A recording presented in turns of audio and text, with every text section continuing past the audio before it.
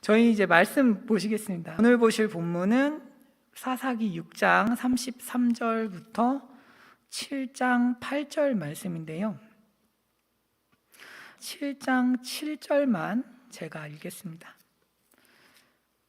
여호와께서 기드온에게 이르시되 내가 이 물을 핥아먹은 300명으로 너희를 구원하며 미디안을 내 손에 넘겨주리니 남은 백성은 각각 자기의 처소로 돌아갈 것이니라 하시니.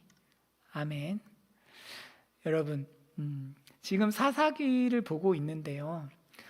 사사기라는 성경은 굉장히 재밌고 중요한 성경이죠. 특히 여러분들에게는 더욱 많은 유익을 줄 수 있는 성경이라고 저는 생각하는데, 그 이유는 사람마다 신앙의 어떤 깊이나 형태가 다르죠. 여러분들이 조금만 외부 집회에 나가보시면 이런 예배가 있나? 이런 것들도 있어요. 그런데 제가 이 사사기를 통해서 여러분들에게 어떤 믿음의 다양한 형태들을 알려드리고 싶은 거예요. 사사기는 가장 믿음이 좋은 온니엘부터 시작해서 삼손까지 쭉 내려가요.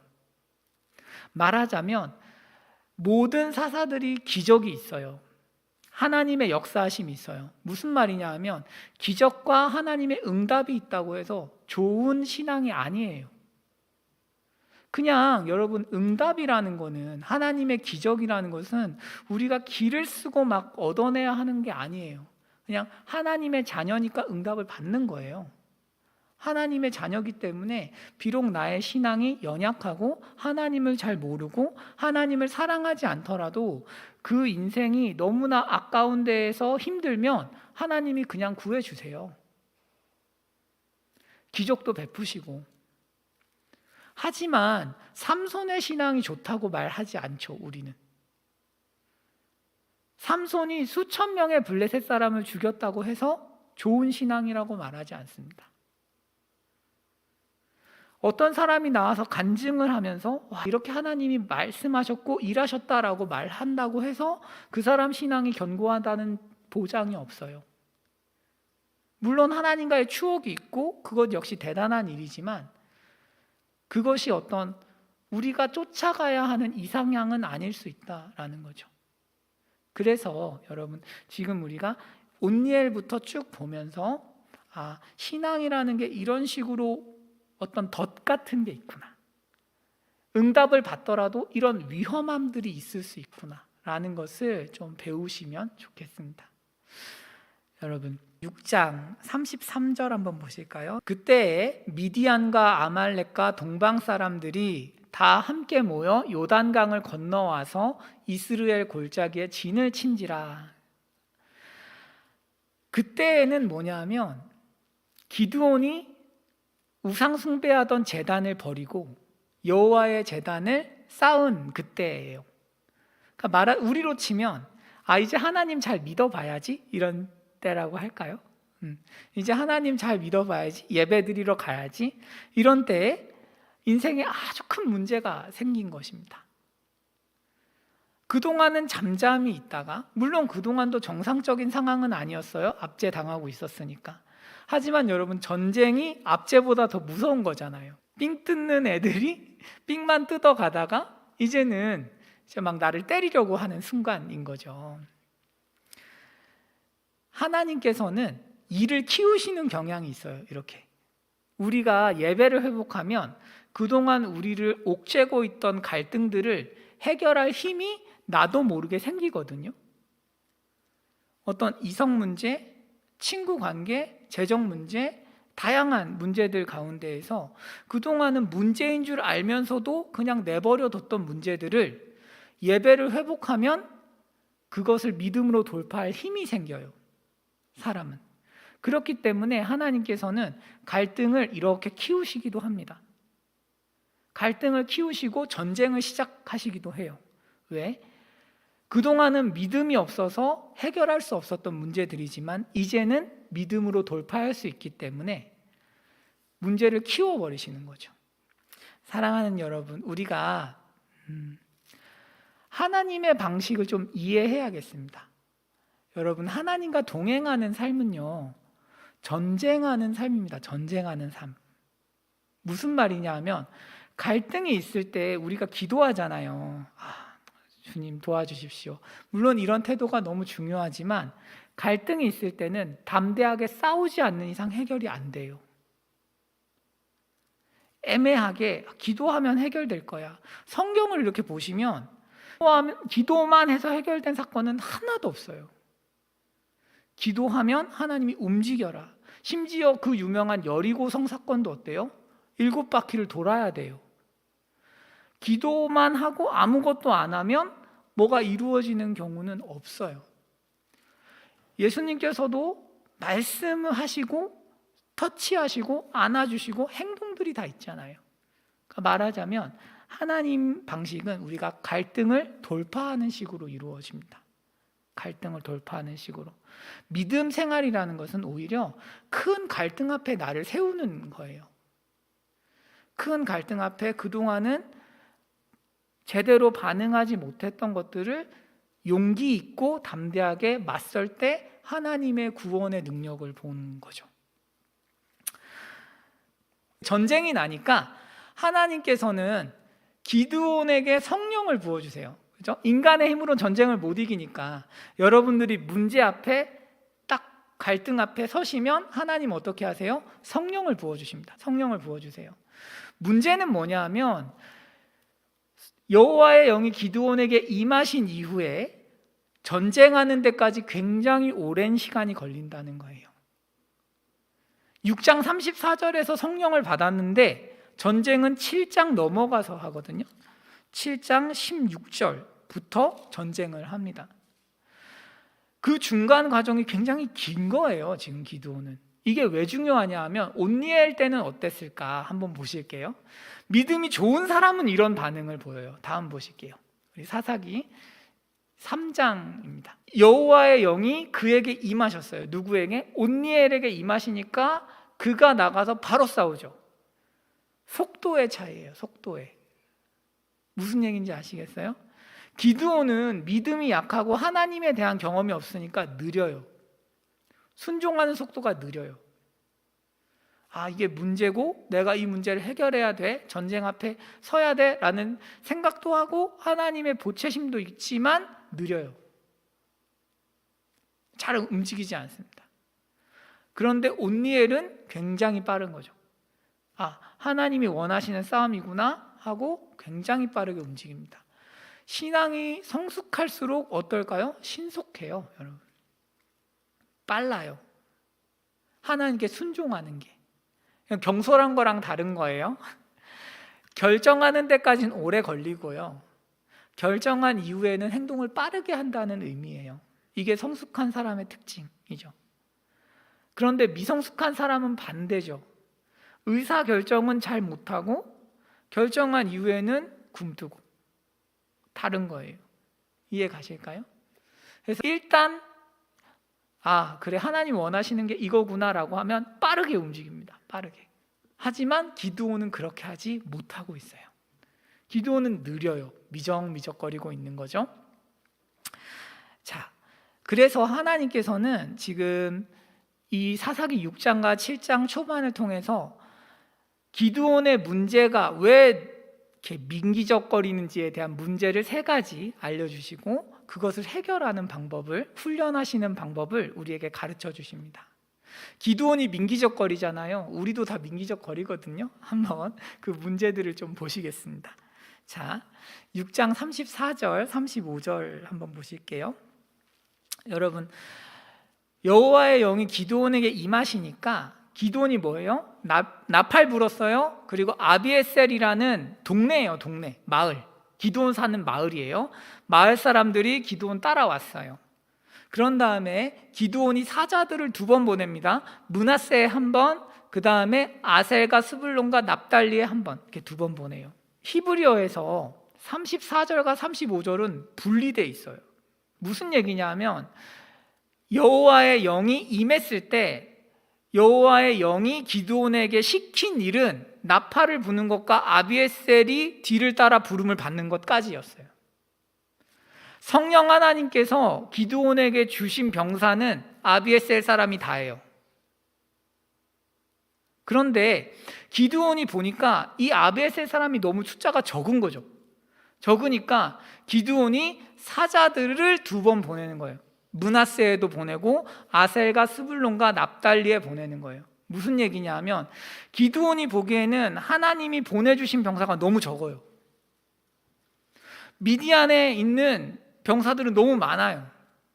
성경은 메뚜기 떼와 같았다라고 6장 초반에서 얘기하거든요. 그러니까 메뚜기 떼와 같은 사람들과 비교했을 때 아비에셀 사람들만 가지고는 게임이 안 될 것 같은 거죠. 그러니까 기드온이 전쟁에 즉각 나가지는 못합니다. 혹시 문법적인 사항이 궁금하신 분들 위해서 설명드리면 35절은 우리가 단순 와우라 그래요.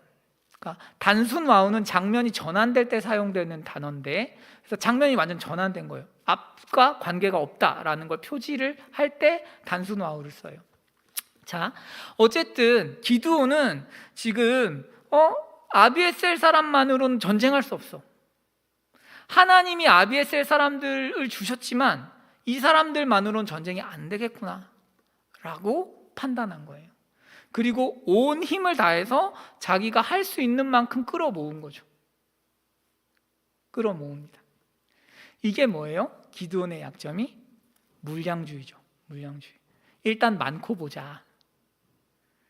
하나님의 일을 하는데 하나님의 방식이 아니라 사람의 방식으로 자꾸 움직이려고 하는 거죠. 하나님이 싸우신다, 하나님이 승리를 주신다는 개념이 굉장히 미약한 거예요. 그래도 인간이 최대한 다 해야지. 여러분, 이 자체가 문제가 아니에요. 많이 모으는 게 문제가 아니에요. 제가 말씀드리고 싶은 것은 기드온이 왜 이렇게 많이 모으려고 했냐는 거예요.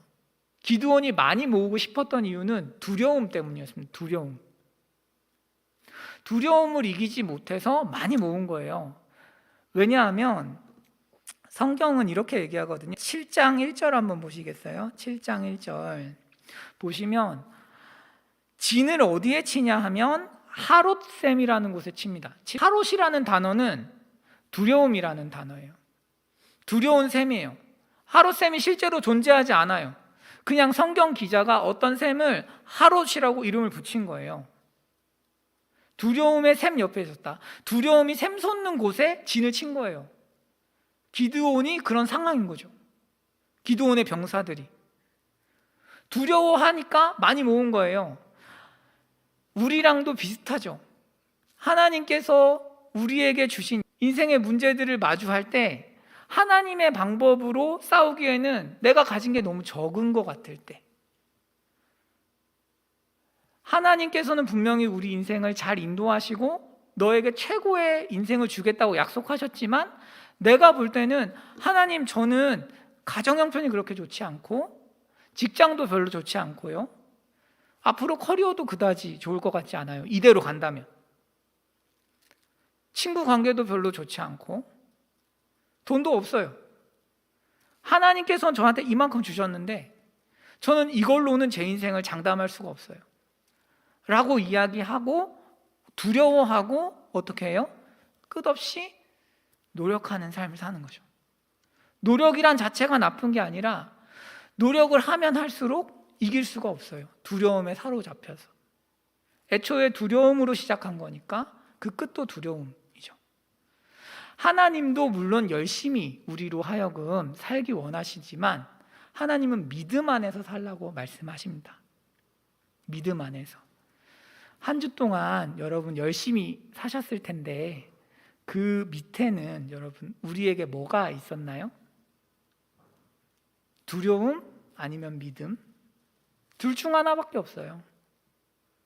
불신이 만들어내는 두려움 때문에 내가 내 인생을 열심히 살았든지, 아니면 하나님을 믿기 때문에 믿는 어떤 평안함과 부르심의 소명을 알기 때문에 최선을 다해서 살았든지, 둘 중 하나인 거죠. 하나님은 우리에게 후자의 삶을 살라고 권면하시는 거예요. 사랑하는 자녀야, 내가 너의 인생을 맞고 있고 우리가 지금 앞에 있는 큰 문제를 하나님이 넘어가게 하실 텐데 그러려면 어떻게 해요? 믿음으로 열심히 살아야 되는 거죠. 이게 기드온의 첫 번째 문제입니다. 여러분, 또 물량주의라는 거는 꼭 그런 열심으로만 드러나지 않고 굉장히 신앙적인 모습으로도 드러날 수 있어요. 신앙적인 모습으로도 어떻게? 이제 숫자에 집착하면서 어떤 숫자에 집착하면서 하나님이 일하시나 일하지 않으시나 이런 것들을 가늠하는 것 역시도 하나의 물량주의죠. 제가 이전에 교회에서 이제 성경을 가르칠 때 물론 대놓고 말한 적은 한 번도 없었어요. 그렇지만 저는 사람들이 자꾸 늘어나면 참 즐겁고 좋았어요. 그 자체는 좋아할 만한 일이죠. 하지만 제 속에서는 많이 오면 좋은 모임이야 라는 어떤 그런 생각도 역시 있었던 것 같아요. 지금도 뭐 아예 없냐? 뭐 그렇진 않아요. 인간이니까 조금은 있어요. 물론 크지 않아요. 그런 것들이 뭐 제 시선을 끄지는 않아요. 하지만 제 내면을 정직하게 보면 없는 건 아니죠. 어쨌든 그 당시에는 사람이 많이 오면 굉장히 은혜로운 모임이고 조금 오면 별게 아니네 이런 생각도 가끔은 했었어요. 그런데 시간이 지나서 보니까 여러분, 사람이 한 명, 두 명 오면 한 명, 두 명이기 때문에 할 수 있는 이야기가 있더라고요. 이게 참 신기해요. 그러니까 어떤 사람의 가장 큰 고민과 사람이 많기 때문에 나눌 수 없는 이야기들, 하지만 나눠야 하는 이야기를 하나님은 알고 계시고 하나님은 그래서 하나님 마음대로 숫자를 조절하세요. 중요한 거는 많이 오는 게 아니고 하나님 뜻이 모임에서 이루어지는 거죠. 여러분들도 소그룹을 인도하시거나 또 기도회도 인도하시잖아요. 여러 가지로 하실 때 숫자에 아예 초연할 수 있는 사람은 애초에 존재하지 않아요. 전 아무렇지 않아요. 전 거짓말이라고 생각해요. 육신이 있기 때문에. 하지만 우리가 그 마음을 잡아채서 하나님 앞에 복종시킬 수는 있어요. 중요한 것은 내가 어떤 태도와 믿음을 가지고 사람들과 모임을 대하느냐죠. 여러분들 소그룹도 숫자가 왔다 갔다 할 텐데 또 여러분들이 교회 생활 하시면 교회에 모이는 사람도 왔다 갔다 합니다. 숫자도. 하지만 그런 거에 너무 신경 쓰지 마시고 하나님께서 일하고 계신다는 것을 믿고 하나님이 주신 사람들을 잘 섬기는 그런 은혜가 있으면 좋겠습니다. 그래서 기드온의 첫 번째 약점, 두려움이 낳은 물량주의가 이제 기드온의 첫 번째 연약함이에요. 그러니까 전쟁하러 못 가요. 온니엘처럼 바로 전쟁하러 못 가죠. 그럼 두 번째로 기드온의 문제는 36절입니다. 36절. 기드온이 하나님께 여쭈되 주께서 이미 말씀하신 같이 내 손으로 이스라엘을 구원하시려거든 이렇게 돼 있죠. 여러분, 기드온이 지금 하나님께 이렇게 말하는 거예요. 하나님, 이전에 저한테 이스라엘을 제 손으로 구원한다고 말씀하셨죠? 라고 이야기를 합니다. 진짜일까요? 아닐까요? 거짓말이에요. 하나님께서는 기드온에게 기드온의 손으로 이스라엘을 구원하신다고 말씀하신 적이 한 번도 없어요. 내가 너와 함께 하겠다고 했죠. 여러분, 기드온의 손으로 이스라엘을 구원하는 것과 하나님이 함께하는 것은 굉장히 다른 표현입니다. 우리가 볼 때는 뭐 비슷한 거 아니야? 아니에요. 완전히 달라요. 뉘앙스와 어감이 완전히 다른 거예요. 지금 기드온은 무슨 얘기를 하고 있냐면 하나님, 제가 주인공이죠 라고 이야기하고 있는 거예요. 기드온은 지금 하나님이 주인공이 아니에요. 내 손으로 이게 너무 중요한 사람이에요. 신앙이 어릴수록 중심에 뭐가 있어요? 하나님이 없어요. 신앙이 어릴수록 교묘하게 자신의 영광을 추구하게 돼 있어요, 사람. 하나님께 영광을 드린다 라는 개념보다는 그래서 나에게 어떤 유익이 있는가, 내가 얼마나 빛날 수 있는가. 여러분, 기드온 같은 사람이 많으면 공동체는 박살납니다. 전부 다 스포트라이트를 받고 싶은데 어떻게 공동체가 돌아가겠어요? 안 되죠. 한 사람의 신앙의 여정은 이렇게 돼야 돼요. 처음에 공동체에 오셨을 때는 스포트라이트를 마음껏 받아야 되고, 그리고 줘야 돼요. 리더들이 마음껏 스포트라이트를 받게 하고, 시간이 갈수록 스포트라이트를 안 받아야 되는 거예요. 자기 자리를 계속 양보해 줘야 되는 거예요. 어려워요, 여러분, 이거. 그래서 저는 한 사람이 오랫동안 수십 년을 섬기는 걸 보면 좋기도 하고 존경스럽기도 하지만 걱정될 때도 있어요. 자리를 비켜주지 않는 위험도 있거든요.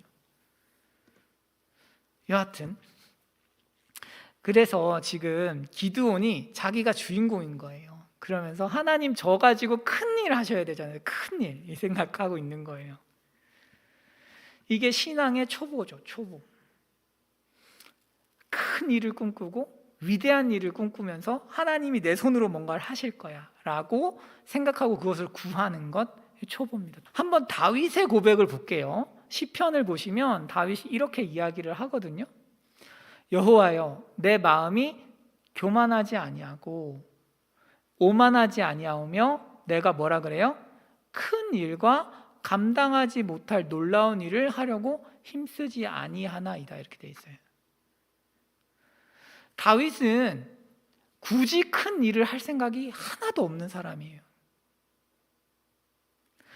그래서 다윗이 놀라운 거예요. 나는 그냥 성전의 문지기로만 있어도 좋겠다. 하나님과 함께만 하기만 하면 돼 라는 그런 의식이 굉장히 강합니다. 그렇기 때문에 다윗에게 가장 중요하고 큰 일은 예배예요. 세상 사람들 보기에 크고 위대한 일을 하는 것은 다윗에게 별로 관심사가 아니에요. 물론 맡겨지면 해요. 다윗은 맡겨지면 하고 그것을 불평하지 않고 감사하면서 하지만 다윗의 첫 번째 목적은 예배예요. 하나님과의 교제예요. 그리고 하나님과 교제하는 삶을 큰 일이라는 것이 굉장히 많이 망가뜨릴 수 있다는 것도 다윗은 알고 있어요. 그렇잖아요. 바쁘면 기도 어떻게 해요? 바쁘면 성경 보기 어려워요. 그런 거죠.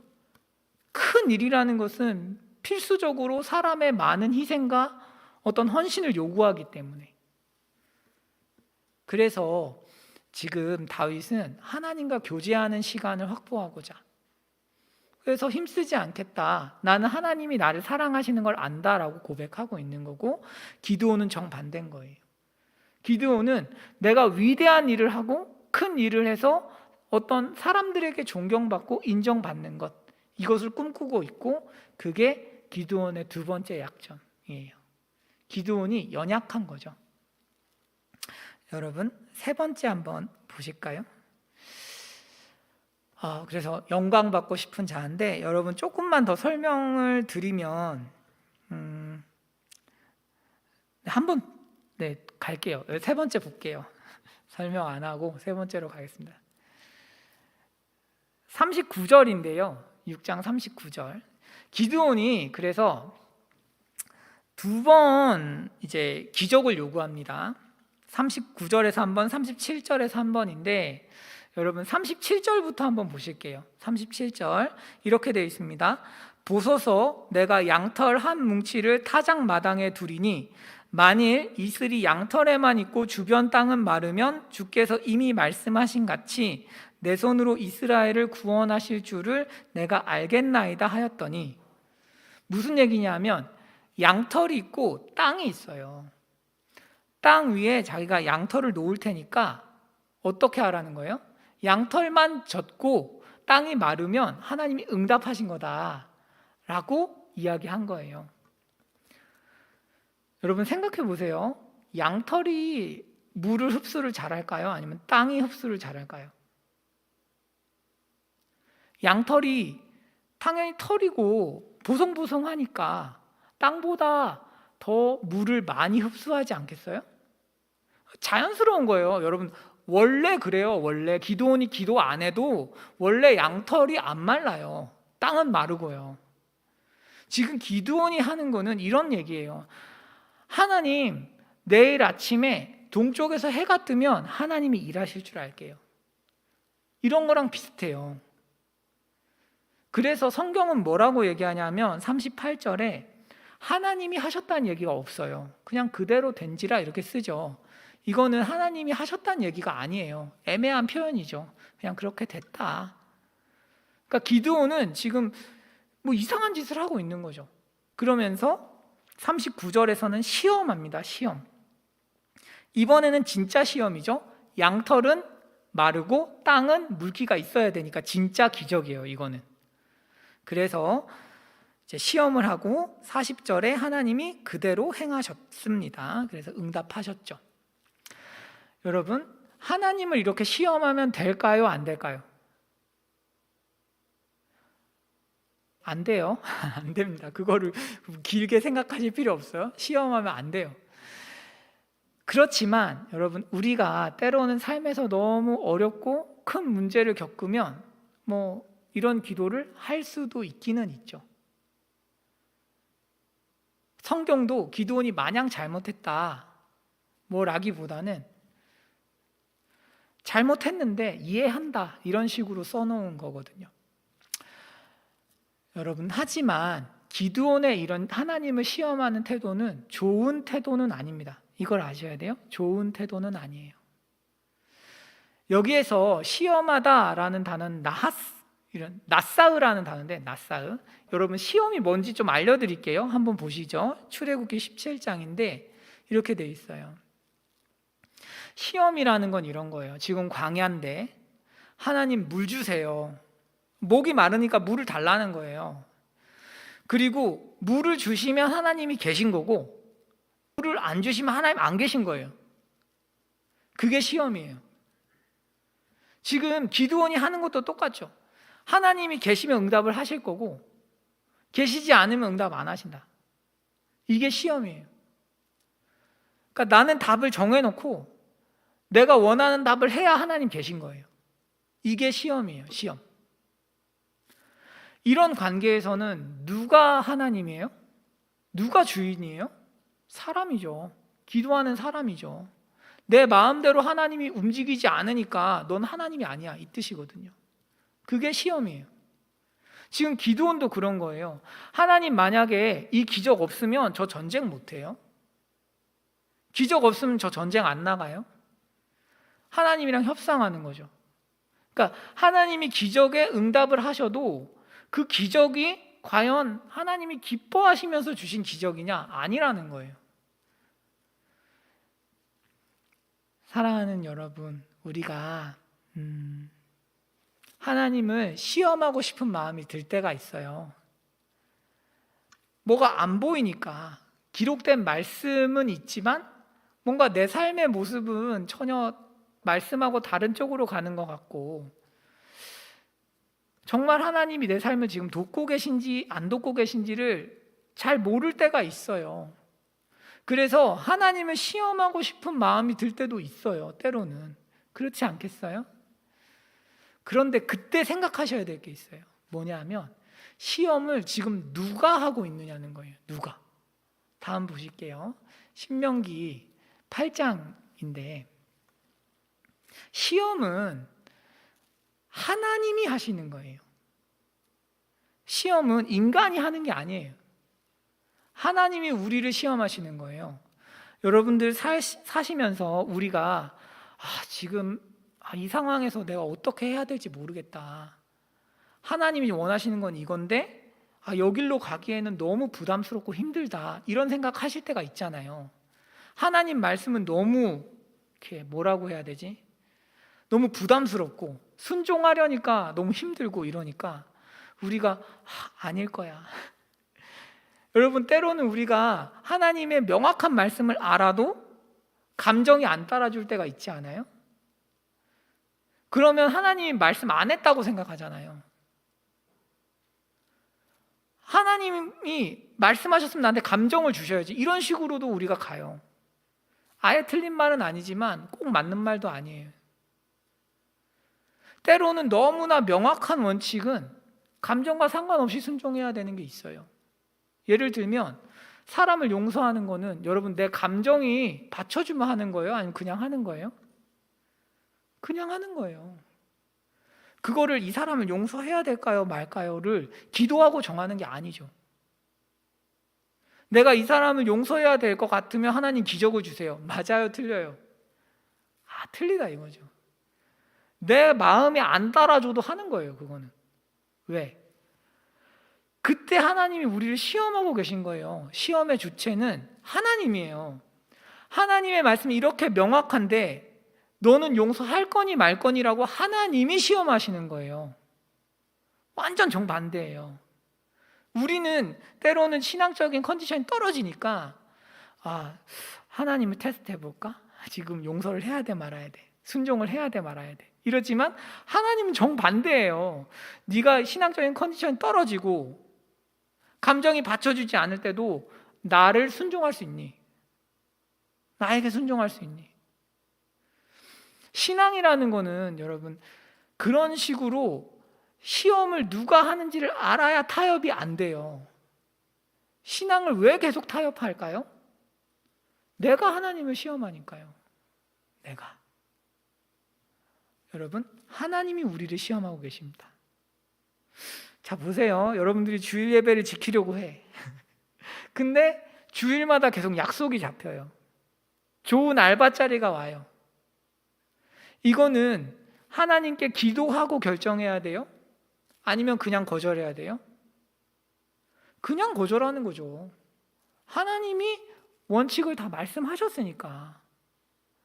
그런데 그거를 기도한다고요. 하나님, 이 일을 하나님이 정말 원하지 않으면 치워주세요. 여러분, 이런 기도하면 돼요, 안 돼요? 아니라고요. 그런 기도는 옳지 않아요. 그리고 그런 기도에 하나님이 제때 응답을 안 하시면 하나님 안 계시네. 역시 난 예배는 됐어. 이러면서 가기도 하죠. 여러분, 하나님이 우리를 복주시려고 시험하는 거예요. 오해하지 마세요. 혼내려고가 아니라 시험을 하시고 정말 얘가 나를 순종할 마음이 있고 존중하는구나가 확인되면 복주시죠. 여러분, 이렇게 세 가지 다음 보실게요. 이 세 가지가 기드온이 가지고 있었던 연약함이에요. 연약함. 한번 다음을 넘겨주시면 기드온의 연약함 세 가지입니다. 두려움, 그래서 숫자를 세는 마음, 또 영광받고 싶은 마음, 하나님 시험하는 태도. 세 가지죠. 이 세 가지는 여러분 우리가 다 가지고 있는 거예요. 하나님 앞에서 여러분이 안 가지고 계실 리가 없고요.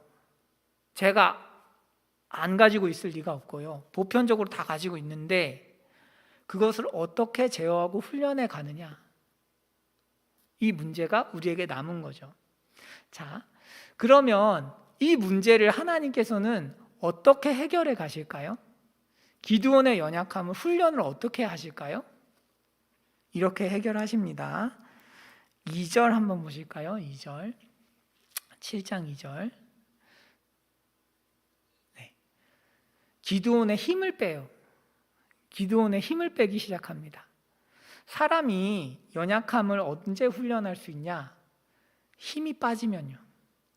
힘이 빠지면. 내가 의지하던 것들이 무너지면요. 하나님께서는 2절에서 한 번, 그리고 7절에서 한 번 숫자를 줄이세요. 숫자를 2번 줄이십니다. 여러분, 기드온이 2번 더 사람을 모았죠? 하나님도 2번 사람을 줄이시는 거예요. 무슨 얘기냐면 기드온은 나중에 이제 300명만 남거든요. 300명 남은 사람을 보면서 이런 생각을 했을 거예요. 내 힘으로 모아봤자 전쟁하지 않는구나. 내 힘으로 할 수 있는 최대한을 모아서 두려움 속에서 긁어 모아서 전쟁하려고 사람을 모았지만 하나님이 다 흩으시고 남은 건 고작 이 정도밖에 없구나. 원래 주셨던 사람밖에 없네. 이런 걸 알게 되는 거죠.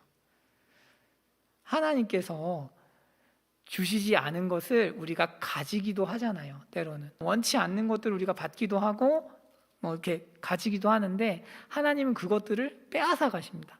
흩으심으로 해결하시는 거죠. 내려놔, 이거죠. 내려놔. 기드온에게 2번 병사를 줄이라고 말씀하신 것은 우리로 치면 우리가 세상적인 방법으로 행동하고 있던 것들을 내려놓으라는 거예요. 문제를 해결하기 위해서 너무 세상적인 방법으로 애쓰고 있는 것들을 내려놓으라는 거죠. 여러분, 좀 더 구체적으로 말씀드리면 두려움 때문에 하는 모든 일들이라고 할 수 있어요. 두려움 때문에 내 삶을 너무 열심히 살지 마세요. 저는 저희 청년분들 열심히 살지 말라는 얘기가 아니라 번잡하게 열심히 사는 것을 경계하셔야 돼요.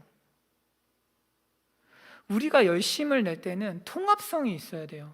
그 모든 게 하나로 합쳐지면서 전체적인 커리어로 만들어져야 돼요.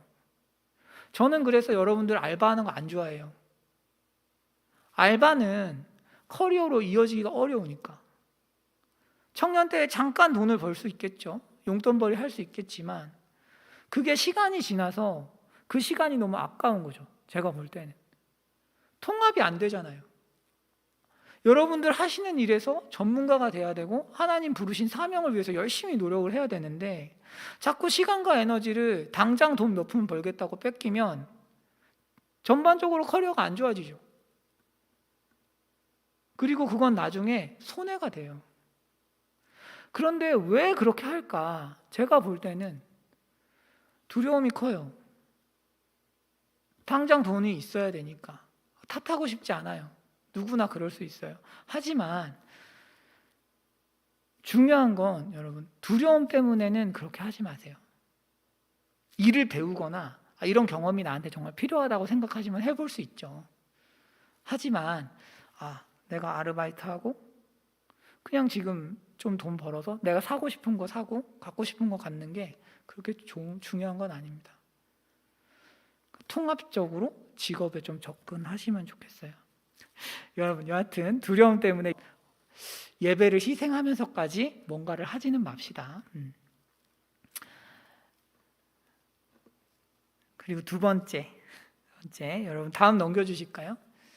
그 다음에 가르쳐 주시는 건 사람 수를 왕창 줄여놓고, 넘어갈게요. 여러분들이 좀 너무 많은 내용을 들으셔서 하실 것 같아요. 자, 보세요. 하나님께서는 기드온에게 미디안을 내 손에 넘겨주시겠다고 다시 말씀하세요. 기드온은 내 손으로 라고 이야기했는데 하나님은 기드온에게 내 손에 라고 이야기하세요. 무슨 얘기냐면 하나님은 기드온한테 너는 받는 입장이야 라고 명확하게 얘기하신 거예요. 네 손에 넘겨주겠다, 내가 해서 주겠다는 의미예요. 그런데 기드온은 내 손으로, 바이죠, 수단이에요. 너를 통해서 아니라는 거예요. 그러니까 기드온은 적극적으로 내가 뭔가를 해야 된다고 생각했지만 하나님은 교정하시는 거예요. 너는 받는 입장이야. 받는 입장이라는 거예요. 이거예요. 그러니까 우리가 하는 모든 것들을 하나님은 주십니다. 주시는 분이에요. 내가 이루려는 게 아니고 하나님 주시는 분이에요. 이걸 교정하시는 거예요. 교정하십니다. 하나님 이것도 하고 저것도 하고 저것도 하고 이것도 할게요. 하나님 뭐라고 말씀하시겠어요? 이것도 주고 저것도 주고 다 줄게. 우리가 하나님 앞에서 가장 하나님을 하나님답게 대우하는 게 뭘까요? 받는 포지션이에요. 받으려고 앉는 게, 받으려고 무릎을 꿇는 게 가장 하나님을 하나님답게 대우하는 거예요. 믿음의 길을 갈 때는 여러분, 내가 뭔가를 대단한 걸 자꾸 성취해서 하나님을 영광 돌린다, 이런 개념이 아니에요. 그냥 우리는 하나님이 행하신 일을 증언하는 사람들이고, 그렇게 가다 보면 하나님이 행하시는 일들을 구경하는 거예요. 그 가운데서 받는 거죠. 하나님 행하신 일들을 받고, 은혜를 받고, 하나님이 주신 관계를 받고, 하나님이 주신 지혜를 받는 거지, 계속 뭔가를 내가 이루어야 되는 삶이 아니에요. 기독교가 왜 탁월한 종교냐? 받는 종교여서 그래요. 은혜로 받는 종교이기 때문에. 모든 걸 받는 종교예요. 여러분, 독생자를 주신 분이 뭘 다 안 주겠어요. 여러분의 미래도 주시고, 우리의 건강도 주시고, 관계도 주시고, 돈도 주시고, 다 주시죠. 그런데 하나님과 우리랑 뭐가 안 맞는 거예요? 우리는 자꾸 이루려고 하니까, 이루어서 영광 받으려고 하니까 힘이 들어가잖아요. 신앙에 힘이 들어가고 힘이 들어가니까 하나님이랑 합이 안 맞죠. 자꾸. 그러면 안 되겠습니다. 여러분, 힘을 빼시고 하나님 앞에서 받는 위치에 서시면 좋겠어요. 그렇다고 뭐 아무것도 안 해라 뭐 이런 건 아니에요. 성경에서 말하는 평안함, 걸어감, 잠잠함 이런 단어들은 할 일을 하라는 뜻이에요. 다만 뭐 이렇게 부산하게 뭐 특별하게 굴지 말라는 의미죠. 우리가 이 시간에 하나님께서 주시는 것들을 받는 훈련들을 하나님 하시는데, 그 훈련은 우리가 가진 것들을 내려놓는 훈련이에요. 내려놓는 훈련. 하나님이 주시지 않은 것들을 내려놓는 것, 이게 훈련이에요. 그 가운데에서 나머지 세 개가 전부 다 훈련되는 거예요. 여러분들이 생각했을 때 하나님이 기뻐하지 않으시는 관계, 하나님이 기뻐하시지 않는 재정, 하나님이 기뻐하시지 않는 시간 사용, 이런 것들을 내려놓으시면 좋겠어요. 물론 여러분들은 여러분 인생을 위해서 열심히 살고 계신 것이지만, 그런 관계들이 주는 기쁨이 있고 또 돈이 있고 즐거움이 있으니까 그것을 하시겠지만, 하나님께서는 하나님이 주지 않은 걸 좀 내려놔라는 거예요. 좀 내려놔라. 내가 너한테 아비에셀만 줬으면 아비에셀 사람들만 가지고 전쟁을 해야지. 왜 자꾸 네 힘으로 뭔가를 더 만들고 성취하고 그렇게 해서 인생이라는 큰 적을 싸우려고 하냐. 그러지 말라는 거죠. 여러분, 이 시간에 우리가 하나님 앞에서 좀 내려놓을 것들을 좀 기도하면 좋겠습니다. 기드온의 탁월함이 여기에 있어요. 기드온 다 잘 못해요. 그런데 기드온은 시키면 해요. 기드온이 탁월한 점은 내려놔 하면 내려놔요. 이게 탁월한 거죠.